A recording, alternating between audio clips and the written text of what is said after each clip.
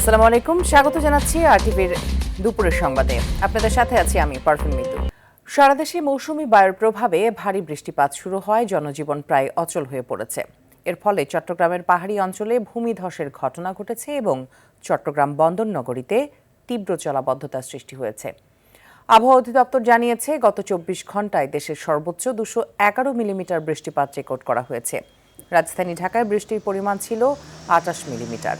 তবে আজ ভোর 6টার পর থেকে রাজধানী সহ দেশের বিভিন্ন প্রান্তে বৃষ্টির তীব্রতা আরও বেড়েছে, যার কারণে প্রধান প্রধান সড়ক ও অলিগলিতে জলাবদ্ধতা দেখা দিয়েছে। আবহাওয়ার পূর্বাভাস অনুযায়ী মৌসুমী বায়ুর প্রভাবে এই মাসে বৃষ্টি কম বেশি চলতেই থাকবে। তবে বর্তমানের এই ভারী বৃষ্টিপাত আগামী রোববার পর্যন্ত অব্যাহত থাকতে পারে। গত 24 ঘন্টায় সবচেয়ে বেশি বৃষ্টি হয়েছে আপনার চট্টগ্রামে 211 মিলিমিটার, আর আমবাগানে বৃষ্টি হয়েছে 153 মিলিমিটার, যেটা গত পরশু দিন ছিল 329 মিলিমিটার, প্রায় অর্ধেক বৃষ্টি কম হয়েছে। বর্ষাকালের যে স্বাভাবিক বৃষ্টি জুলাই মাসে এটা হবে, যে মেন যে বৃষ্টিটার কারণে জলবদ্ধতা অথবা বন্যার পরিস্থিতি হয়েছে বা এই ধরনের যে এক্সট্রিম লেভেলের বৃষ্টি, এটা আমরা আশা করছি যে 11-12 তারিখ পর অনেকটাই কমে আসবে। এদিকে ভারী বৃষ্টি ও উজানের ঢলে দেশের বিভিন্ন জেলায় বেড়েছে নদ নদীর পানি। পাহাড় ধসের আশঙ্কায় আশ্রয় কেন্দ্রে বাড়ছে ভিড়। বান্দরবনে পানিবন্দী কয়েক হাজার মানুষ। খাগড়াছড়িতে ডুবে আছে বিভিন্ন এলাকা। সুনামগঞ্জে বাড়ছে সুরমা ও কুশিয়ারা নদীর পানি। প্রতিরক্ষা বাঁধ ভেঙে মৌলভীবাজারে প্লাবিত প্রায় 15টি ও হবিগঞ্জে প্লাবিত 20টি গ্রাম। প্রতিনিধিদের পাঠানো তথ্যচিত্রে আরও জানাচ্ছেন লামিয়া তানজিন মাহমুদ। সদরসহ বান্দরবানের 7টি উপজেলার 34টি ইউনিয়ন বন্যা কবলিত। পানিবন্দী প্রায় কয়েক হাজার মানুষ। পাহাড় ধসের কারণে জেলা সদরের সঙ্গে উপজেলাগুলোর সড়ক যোগাযোগ বন্ধ। কাজকর্ম করতে পারতেছি না, কোনো দিকে যাইতেও পারতেছি না, আমরা খুব অসহায় অবস্থা আছি। এখন আমরা বাচ্চা কাচ্চা নিয়ে অনেক সমস্যা আছি। এখন আমাদের যান চলাচল পথঘাট বন্ধ হয়ে গেছে। রাঙামাটি 44টি আশ্রয় কেন্দ্রে বাড়ছে ভিড়। বাঘাইছড়ি মারিশা দীঘিনালা সড়কের রাস্তা ধসে যাওয়ায় যানবাহন চলাচল সম্পূর্ণ বন্ধ। খাগড়াছড়িতে 101টি যানবাহনের সাজেক ছাড়ছেন পর্যটকেরা। বাড়ছে সুনামগঞ্জের সুরমা ও কুশিয়ারা নদীর পানি। বৃষ্টি অব্যাহত হলে রয়েছে স্বল্পমেয়াদী বন্যার আশঙ্কা। মৌলভীবাজারে বিপদসীমার 80 সেন্টিমিটার উপর দিয়ে বইছে মনু নদীর পানি। প্রতিরক্ষা বাঁধ ভেঙে প্লাবিত হয়েছে প্রায় 15টি গ্রাম। বাবদার বান ভাঙ্গে খান্দিলকুলোর এদিকে বাঙ্গা দিয়ে সালন গ্রামে পানি ঢুকছে, ঢুকে বহুত ক্ষতিগ্রস্ত হচ্ছে। এদিকে বাড়িতে পানি ঢুকছে, রাস্তাঘাটে পানি ঢুকছে।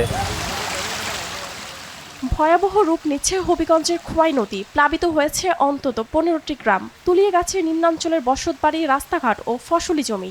এর অবস্থা বেশি খারাপ। আমরা অনেক ক্ষয়ক্ষতি হয়েছে, গরু বাছুর বা কুশাসা বাচ্চা চালু আমরা অসহায় পড়ছি, আমরা কই যাইমু। ভোলায় টানা 6 দিনের বৃষ্টিতে বিভিন্ন স্থানে দেখা দিয়েছে জলাবদ্ধতা। ঝালকাঠিতে আমনের বীজতলা এবং রোপা আমন পানিতে নিমজ্জিত হয়ে পড়ায় বড় ধরনের ক্ষতির আশঙ্কা করছেন কৃষকেরা। নোয়াখালীতে ভোগান্তিতে পড়েছেন প্রায় 1.5 লাখ পৌরবাসী। পানির নিচে চলে গেছে জেলা শহর মাইজদি। নওগাঁ জেলা শহরের অধিকাংশ এলাকা এখন পানির নিচে। বিঘ্নিত হয়েছে মাধ্যমিক স্কুলের পরীক্ষাও। সারাদিন ধরে আমরা বসে আছি, রিক্সার গ্যারেজে মোটর ডুবে গেছে, 1 মাথা করে পানি, আমরা সব ঘর ডুবে গেছে। আমাদের করুণ অবস্থা। এই সমস্যা নিয়ে কারো কোনো মাথা ব্যথা নাই, আমরা খুব দুর্ভোগের মধ্যে আছি। এছাড়াও টানা বর্ষণে বিপর্যস্ত আশুলিয়া সহ সারা দেশ। লামিয়া তানজিন মাহমুদ, আরটিভি। মৌলভীবাজার থেকে সরাসরি যুক্ত হচ্ছেন সহকর্মী চৌধুরী ভাস্কর হোম। ভাস্কর, মৌলভীবাজারে যেসব গ্রাম প্লাবিত হয়েছে সেখানকার জনজীবন সম্পর্কে জানাবেন।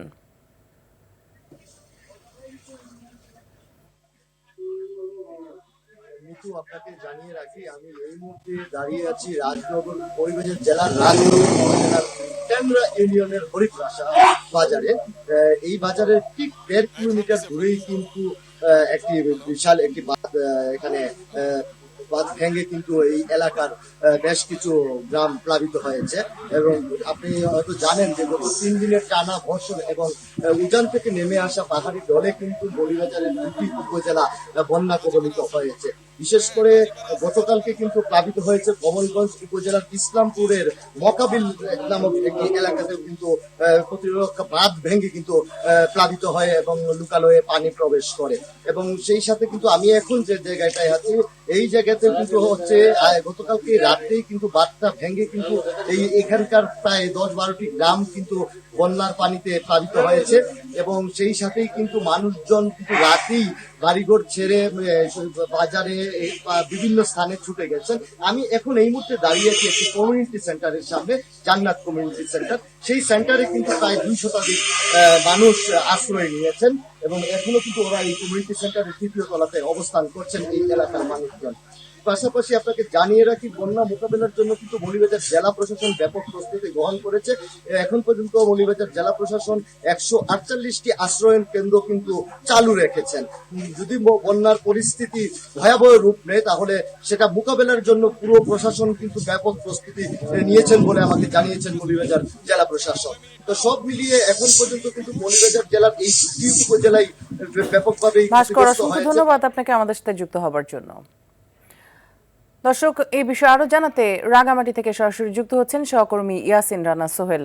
সোহেল, টানা বর্ষণে রাঙামাটির অবস্থা কেমন দেখছেন জানাবেন। টানা বৃষ্টিপাতের কারণে রাঙ্গামাটি কাপ্তাই লেকের পানি বেড়েছে এবং যে নদীগুলো রয়েছে সেই নদীগুলোর পানি বেড়েছে। রাঙ্গামাটির সীমান্তবর্তী বাঘাইছড়ি উপজেলায় 30টি গ্রাম প্লাবিত হয়েছে। এবং এখানে জানিয়ে রাখি, টানা বর্ষণের কারণে পাহাড়ের পাদদেশে যারা বসবাস করছেন, পাহাড়ের ঝুঁকিতে যারা রয়েছেন, প্রশাসনের উদ্যোগে তাদেরকে আশ্রয় কেন্দ্রে নিয়ে আসা হয়েছে। ইতিমধ্যে রাঙ্গামাটির 44টা আশ্রয় কেন্দ্রে প্রায় 4000-এর অধিক লোক আশ্রয় নিয়েছেন। আশ্রয় কেন্দ্রে আশ্রয় নেওয়াদের 3 বেলা খাবার, স্যানিটেশন ব্যবস্থা দিচ্ছে প্রশাসনের পক্ষ থেকে। এখানে বলে রাখি, এই টানা বর্ষণের কারণে রাঙ্গামাটির 10 উপজেলায় 125টি পাহাড় ধসের ঘটনা ঘটেছে। তবে এই পাহাড় ধসের ঘটনায় কেউ হতাহত হয়নি। গতকাল রাঙ্গামাটি চট্টগ্রাম সড়কের 2টি স্থানে পাহাড় ধসের ঘটনা ঘটেছে। এই পাহাড় ধসের ফলে রাঙ্গামাটি চট্টগ্রামের সাথে সাময়িক যান চলাচল বন্ধ ছিল। প্রশাসনের উদ্যোগে এবং স্থানীয়দের সহযোগিতায় এই পাহাড়ে মাটি সরিয়ে যান চলাচল স্বাভাবিক করা হয়। এখানে বলে রাখি, গতকাল থেকে বৃষ্টিপাতের পরিমাণ কিন্তু কমে এসেছে। এখনো আকাশ মেঘলা রয়েছে, গুড়ি গুড়ি বৃষ্টি হচ্ছে থেমে থেমে। এত সব দুঃসংবাদের মধ্যে একটি আশার সংবাদ হচ্ছে, সাজেকে যে 550 জন পর্যটক আটকা পড়েছিল, গতকাল 150 জনকে সেনাবাহিনীর সহযোগিতায় নিয়ে আসা হয়েছে এবং আজকে বাকি যে পর্যটকরা ছিল সেই পর্যটকদেরকে নিরাপদে সরিয়ে আনা হয়েছে। এই ছিল রাঙ্গামাটি থেকে আমার কাছে সর্বশেষ। সোহেল, ধন্যবাদ আপনাকে। জলাবদ্ধতার খবর জানাতে মিরপুর কাজীপাড়া থেকে যুক্ত হচ্ছেন সহকর্মী অঙ্কন বিশ্বাস। অঙ্কন, বৃষ্টিতে মানুষের দুর্ভোগ কেমন দেখছেন জানাবেন।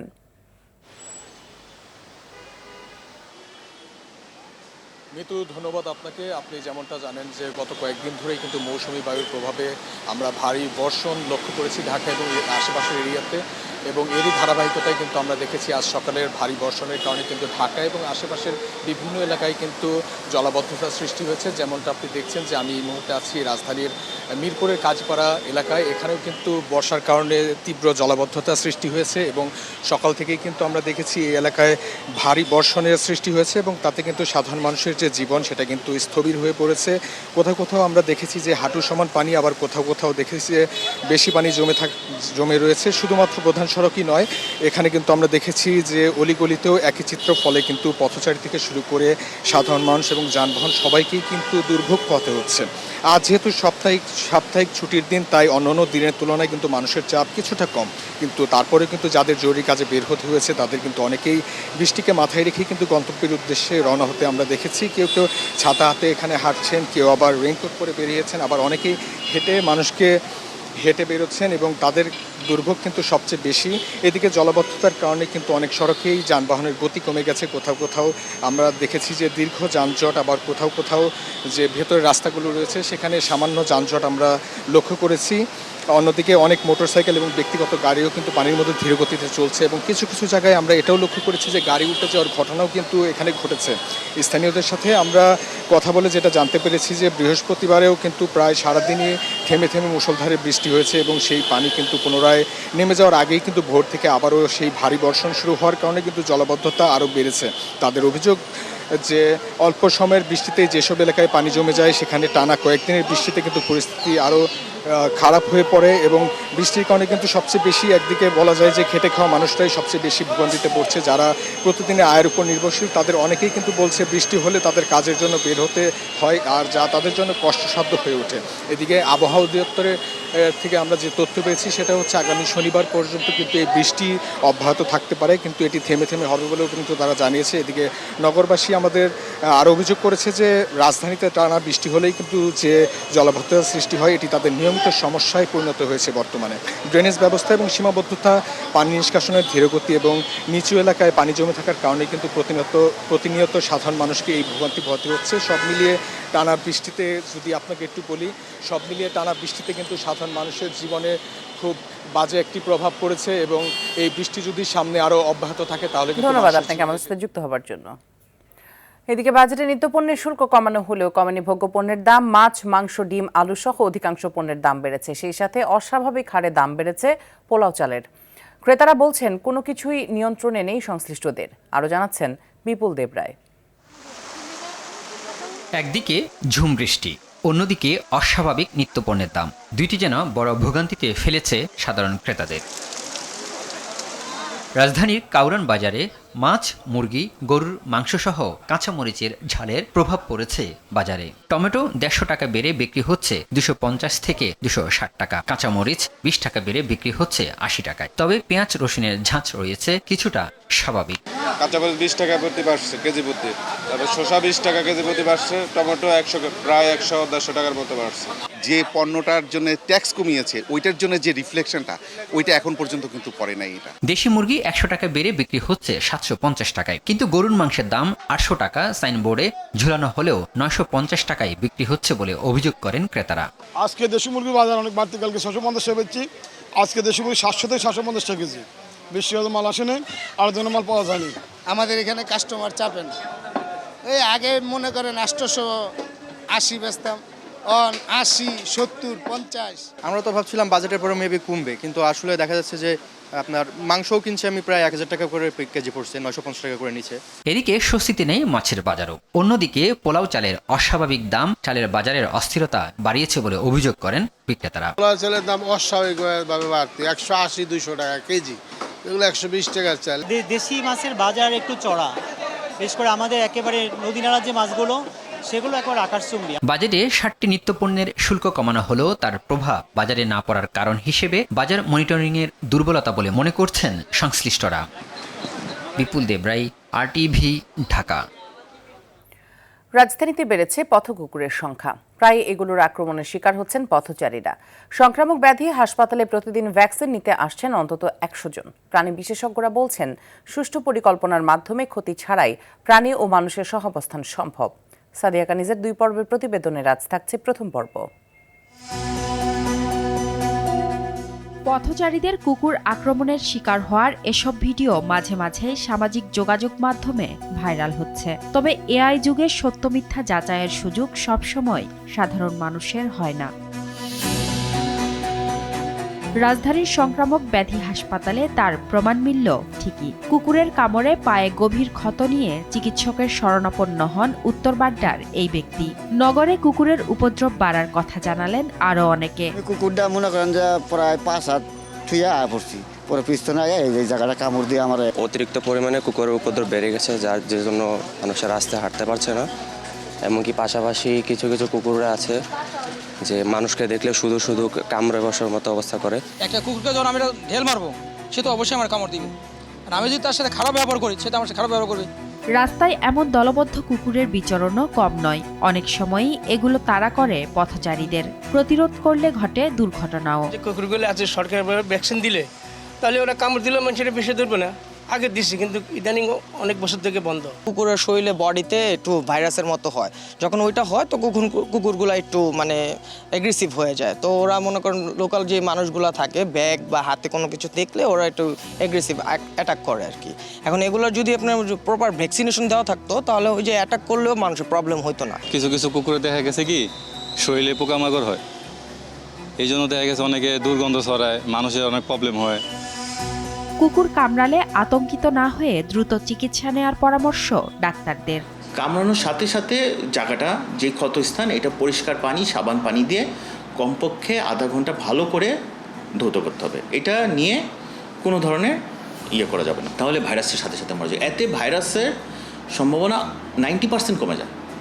বাকিটা হচ্ছে তারপরে যদি তার কাছে মনে হয় যে অ্যানিম্যালটাকে আমি খেয়াল করতে পারছি না, অ্যানিম্যালটা অস্বাভাবিক, তাহলে ভ্যাকসিন নিয়ে নেবে। পরিবেশের ভারসাম্য রক্ষায় কুকুরেরও প্রয়োজনীয়তা আছে বলে জানালেন বাংলাদেশ অ্যানিম্যাল ওয়েলফেয়ার অ্যাসোসিয়েশনের প্রতিষ্ঠাতা আদনান আজাদ। মানুষকেও কিছুটা সহমর্মী হওয়ার পরামর্শ তার। আমরা যে ডাস্টবিনে যেই জিনিসপত্র ফেলি, মুরগির নাড়িভুড়ি, আমরা মাছ খেলে মাছের নাড়িভুড়ি তো ডাস্টবিনে ফেলি, এগুলো ডাস্টবিনে 1-2 দিন 3 দিনে এগুলো পচে যায়। পচে গিয়ে এখান থেকে রোগ জীবাণু তৈরি হয়। ওই ডাস্টবিনের আশেপাশেতে যখন সাধারণ মানুষ হেঁটে যাবে তখন এই রোগবালাই তাদের শরীরে চলে আসে। এই কুকুর বিড়ালগুলো যেগুলো পথ কুকুর বিড়াল, তারা কিন্তু এই পচনশীল জিনিসগুলো খেয়ে আমাদেরকে রোগ থেকে কিন্তু বাঁচাচ্ছে। খাবারের চাহিদা মেটালে আর উত্তক্ত না করলে অবুঝ প্রভুভক্ত প্রাণীগুলোও হয়ে ওঠে মানুষের উপকারী বন্ধু। সাদিয়া কানিজ, RTV, ঢাকা। সামর্থ্য অনুযায়ী চট্টগ্রামে বন্যায় ও পাহাড় ধসে ক্ষতিগ্রস্তদের পাশে দাঁড়ানোর কথা জানিয়েছেন জাতীয় সংসদের বিরোধী দলীয় নেতা ও জামাতে ইসলামের আমির ডাক্তার শফিকুর রহমান। দুপুরে চট্টগ্রামের বাঁশখালী উপজেলার বন্যা দুর্গত এলাকা পরিদর্শন শেষে এসব কথা বলেন তিনি। এ সময় তিস্তা মহাপরিকল্পনা বাস্তবায়নের দাবিতে আবারও জোরালো অবস্থানের কথা জানান জামাতের আমির। সরকার তিস্তা প্রকল্প বাস্তবায়নের অঙ্গীকার করেছে, তাই সরকারের আন্তরিক উদ্যোগে প্রকল্পটির কাজ দ্রুত দৃশ্যমান হওয়া উচিত বলেও মনে করেন বিরোধী দলীয় নেতা। আমাদের সীমিত সামর্থ্য অনুযায়ী আমরা এই বিপন্ন মানুষের পাশে দাঁড়াবো। বিশেষ করে নিহত পরিবারগুলোর পাশে আমরা কিভাবে দাঁড়াতে পারি সেটা আমরা চিন্তা করছি। তিস্তা মহাপরিকল্পনা বাস্তবায়নে আমাদের পক্ষ থেকে জোরালো দাবি উত্থাপন করা হয়েছে এবং সরকারের পক্ষ থেকে এই ব্যাপারে অঙ্গীকার ব্যক্ত করা হয়েছে। দুপুরের সংবাদ এ পর্যন্ত। জেলা সংবাদ বিকেল 4:45টায় দেখার আমন্ত্রণ রইল। ধন্যবাদ সবাইকে।